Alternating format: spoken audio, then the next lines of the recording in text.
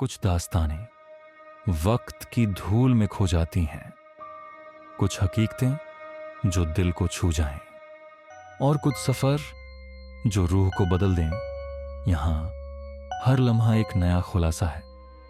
Welcome to RS with Talha, जहां हर दास्तान आपका इंतजार कर रही है।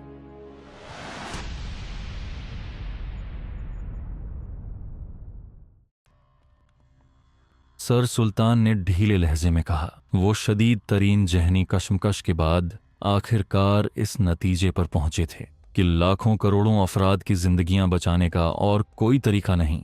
चुनांचे उन्होंने इमरजेंसी वायरलेस फोन पर सदर मुमलिकत से इजाजत लेने के लिए बातचीत शुरू कर दी, और फिर थोड़ी सी बहस के बाद सदर मुमलिकत भी मान गए कि लोगों की जिंदगियां बचाने के लिए मुजरिम की शर्तें मान ली जाएं, और जाहिर है उनके पास इसके सिवा और कोई चारा भी न था। चुनांचे सदर मुमलिकत से इजाजत लेने के बाद सर सुल्तान ने ब्रूनो की शर्तें मानने का ऐलान कर दिया, और हुक्काम ने ताकतवर मेगाफोन पर ब्रूनो को इस बात की इत्तला दे दी कि वो मुतमिन रहे। लाखों अफराद की जानें बचाने के लिए हुकूमत ने उसकी तमाम शर्तें मनोअन तस्लीम कर लेने का फैसला कर लिया है, और जल्द ही उस पर अमलो दरामद कर दिया जाएगा। हुकूमत की तरफ से इस ऐलान के बाद दारुल हुकूमत में मौजूद हर शख्स ने सुकून का सांस लिया कि उनकी जिंदगियां तो बहरहाल बच ही जाएंगी। सर सुल्तान ने ढीले लहजे में वजारत दिफा के सेक्रेटरी को मुजरिम की शर्तें पूरी करने के लिए कह दिया, और सेक्रेटरी वजारत दिफा ने हेलीकॉप्टर, जहाज और ट्रांसमीटर का बंदोबस्त करने के हुक्मात जारी करने शुरू कर दिए। लबोता सर सुल्तान को इमरान पर बेहद गुस्सा आ रहा था, जो ऐसे नाजुक मौके पर ऐसा गायब हुआ था कि कहीं पता न चल रहा था। और सर सुल्तान सोच रहे थे कि अब X2 का आला हुक्काम पर कायम तासुर कि वो हर किस्म की सिचुएशन पर काबू पाने की सलाहियतें रखता है, हमेशा के लिए ख़त्म हो जाएगा। सदर मुमलिकत ने भी X2 के मुतल्लिक ऐसे तासुरात दिए थे जैसे उन्हें ऐसे मौके पर X2 की नाअहली पर शदीद रंज पहुंचा हो।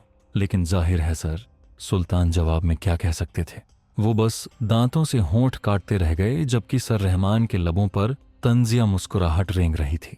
ब्लैक जीरो पागलों के से अंदाज में दानिश मंजिल के ऑपरेशन रूम में टहल रहा था। सामने दीवार में नस्ब टेलीविजन स्क्रीन रोशन थी, और उस पर नादरा अपार्टमेंट्स की आखिरी मंजिल के करीब छज्जे पर खड़ा हुआ ब्रूनो साफ दिखाई दे रहा था। अपार्टमेंट्स के इर्द गिर्द मौजूद हजारों अफराद को भी कैमरा फोकस में ला रहा था, और कमेंटेटर लम्हा बलमहा की रिपोर्ट नशे कर रहा था। वो आला हुक्काम की तरफ से होने वाले ऐलानात के साथ साथ इर्द गिर्द मौजूद लोगों के तासुरात भी नशर कर रहा था। हर शख्स की यही राय थी कि लोगों की जिंदगियां बचाना हुकूमत का फर्ज है।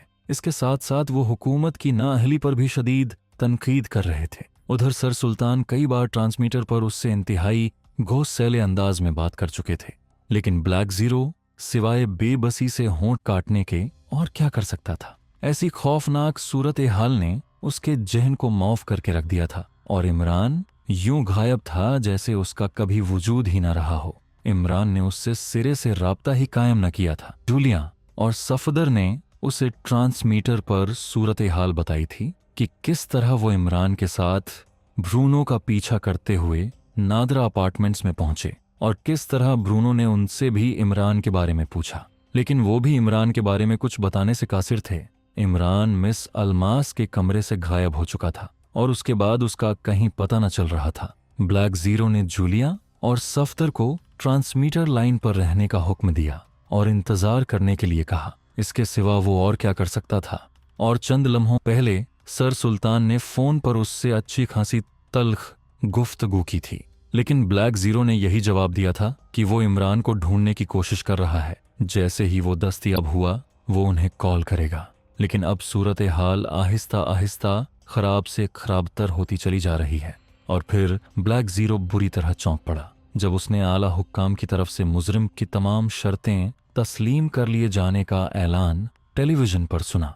उसने एक तवील सांस ली। इन शर्तों के इस तरह खुलेआम तस्लीम कर लिए जाने का साफ मतलब था कि हुकूमत मुजरिम के सामने न सिर्फ हथियार डाल चुकी है, बल्कि वाजह तौर पर शिकस्त तस्लीम कर चुकी है।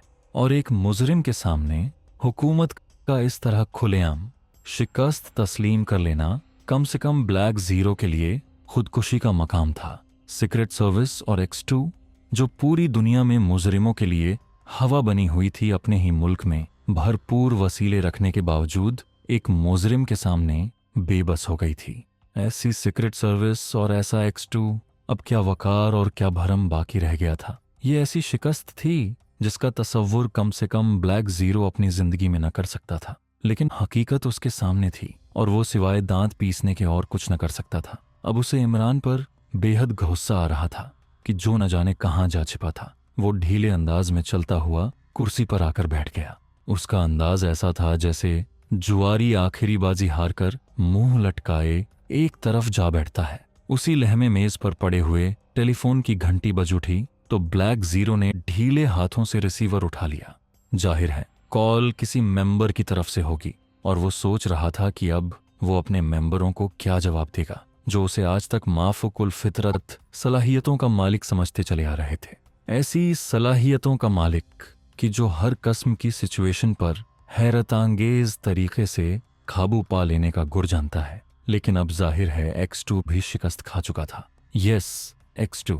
ब्लैक जीरो का लहजा तो गो मुकर्रर था, लेकिन आवाज में शिकस्त तस्लीम कर लेने का ढीलापन भी नुमायां था। अरे क्या हो गया है ब्लैक जीरो? क्या तुम्हारी मुर्गी ने अंडे देना छोड़ दिए हैं जो इतने मायूस हो रहे हो? फिक्र न करो, मैं तुम्हें नई मुर्गी लाऊंगा, रोजाना 10 अंडे देने वाली। फिर सीक्रेट सर्विस छोड़कर बेशक अंडे बेचने का काम शुरू कर देना। दूसरी तरफ से इमरान की चहकती हुई आवाज सुनाई दी। इमरान की आवाज में यूं चहकार थी जैसे मौजूदा सिचुएशन का उसे सिरे से इल्म ही ना हो, या फिर उसका इस सूरत हाल से कोई ताल्लुक ही ना हो। इमरान साहब, आप कहाँ हैं? ये मौका था गायब हो जाने का। क्या यही है फर्ज शनासी? ब्लैक जीरो इमरान की आवाज सुनते ही गुस्से की शिद्दत से फट पड़ा। इस लम्हे उसके जहन से ये भी निकल गया कि असल X2 इमरान ही है और उसकी हैसियत सिर्फ डमी की है। अरे अरे, इतना गुस्सा।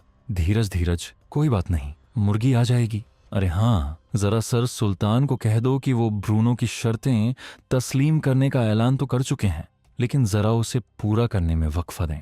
आखिर इतनी भी क्या जल्दी थी? इमरान की इसी तरह चहकती हुई आवाज सुनाई दी। इमरान साहब, आप सूरत हाल नहीं जानते। वहां तो ब्लैक जीरो ने हलक के बल चीखते हुए कहा। इमरान की हैसियत जानने के बावजूद उसे इमरान पर बेतरह गुस्सा आ रहा था। मैं सब जानता हूं ताहिर साहब, जो मैं कह रहा हूं वो करो, सब ठीक हो जाएगा। और सुनो, जूलिया को कह दो कि वो अपने मेंबरों को लेकर फौरी तौर पर नादरा अपार्टमेंट्स के मकाबल की इमारत शार्टन प्लाजा की 12वीं मंजिल का कमरा 24 फौरन खाली करा लें। और सुनो, उन्हें कह देना कि मेरे साथ मुकम्मल ताउन किया जाए। इमरान के लहजे में सख्ती लौट आई थी। मगर आपने क्या सोचा है? कुछ मुझे भी तो बताएं। इस बार ब्लैक जीरो ने नरम और मुदब्बाना लहजे में कहा। जो कुछ होगा सबके सामने होगा, तुम भी टेलीविजन पर देख लेना, इमरान ने कहा और उसके साथ ही राब्ता खत्म हो गया। ब्लैक जीरो ने जल्दी से रिसीवर रखा और फिर सामने पड़े हुए ट्रांसमीटर का बटन ऑन कर दिया। Hello hello sir Sultan, please attend the call, X2 calling you over, black zero ने मुकर्रर लहजे में तेज आवाज में कहा। सुल्तान अटेंडिंग, अब आप क्या कहना चाहते हैं? अब तो सब कुछ खत्म हो गया। और दूसरी तरफ से सर सुल्तान की जहर में डूबी हुई आवाज सुनाई दी। सर सुल्तान, शर्तों पर अमल दरामद में वक्फा डाला जाए, हम मुजरिम को काबू में कर रहे हैं, ओवर, ब्लैक जीरो ने कहा। क्या मतलब? क्या मैं अब ऐलान कर दूं कि शर्तें नहीं मानी जा रही हैं, ओवर, सर सुल्तान ने हैरानी भरे लहजे में कहा। नहीं, मैंने ये नहीं कहा। मैं कह रहा हूं कि शर्तों के अमल दरामद में वक्फा डाला जाए, उन्हें फौरी तौर पर पूरा न किया जाए, उस वक्त तक नहीं जब तक मैं आपको न कहूं, ओवर, ब्लैक जीरो ने तेज लहजे में कहा, क्योंकि उसे मालूम था कि सर सुल्तान के साथ दूसरे हुक्काम भी उसकी कॉल सुन रहे होंगे। तो क्या आप पाकिस्तानी एजेंट मुजरिम को पकड़ने के लिए कोई कार्रवाई कर रहे हैं? क्या तदबीर सोची है आपने, ओवर, सर, सुल्तान ने इस बार अतराफ से भरे लहजे में पूछा। जो कुछ होगा सबके सामने होगा, over and on, black zero ने जवाब दिया और ट्रांसमीटर का बटन ऑफ कर दिया। जाहिर है इसके सिवा वो और कह भी क्या सकता था। उसे तो खुद मालूम न था कि इमरान क्या करने वाला है। और फिर उसने ट्रांसमीटर की फ्रीक्वेंसी बदली और जूलिया को कॉल करके उसने इमरान की दी हुई हिदायतें अपनी तरफ से उसे पहुंचानी शुरू कर दी। एक लाल रंग की कार जिस पर मोटे मोटे हरूफ में इंटेलिजेंस के अल्फाज लिखकर चिपकाए गए थे। सड़क पर तेजी से दौड़ती हुई नादरा अपार्टमेंट्स की तरफ बढ़ी आ रही थी। कार की छत पर लगे हुए लगेज रैक में एक बड़ी सी कैमरा नुमा मशीन बंधी हुई थी। ड्राइविंग सीट पर इमरान बैठा हुआ था, जबकि उसके साथ वाली सीट पर पाकिशिया के मारूफ तरीन साइंसदान सरदावर बैठे थे। इमरान का चेहरा मुतमिन था, जबकि सरदावर के चेहरे पर खिंचाव के आसार नुमायां थे। इमरान नादरा अपार्टमेंट से निकलते ही पार्किंग में खड़ी एक कार उड़ाकर सीधा सरदावर की लैब की तरफ दौड़ा था।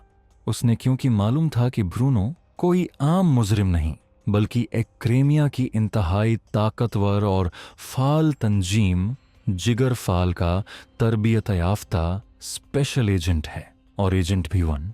और जाहिर है ऐसे एजेंट आम लोग नहीं बना करते। ये ऐसे लोग होते हैं जिनके दिमागों में 5-6 नहीं बल्कि 10-12 हस्सें होती हैं, और मौके के मुताबिक सिचुएशन को डील करना और अपने हक में करना, इनको इसकी सख्त तरबियत दी जाती है। यही वजह थी कि ब्रूनो ने जैसे ही अपने आप को घेरे हुए देखा, उसने फौरन ही सिचुएशन को अपने हाथ में करने के लिए कैप्सूल खोलने की धमकी देकर सूरत हाल को यकलख्त बदल दिया था। और उसे मालूम था कि अब ब्रूनो पर इस तरह काबू पाना कि ब्लू कैप्सूल सही हालत में उससे हासिल कर लिया जाए, आम हालात में नामुमकिन होगा। ब्रूनो जरा सा शुबह पड़ने पर भी अपनी और दारुल हुकूमत के लाखों करोड़ों अफराद की जिंदगियों से खेल जाने से दरगुजर नहीं करेगा। इसलिए उसने उसे काबू में करने के लिए एक नया ही मंसूबा सोचा था। चुनांचे वो कार लिए इंतहाई तेज रफ्तारी से उसे दौड़ाता हुआ सरदावर के पास पहुंचा, और जब उसने सरदावर को सारी सूरत हाल बताई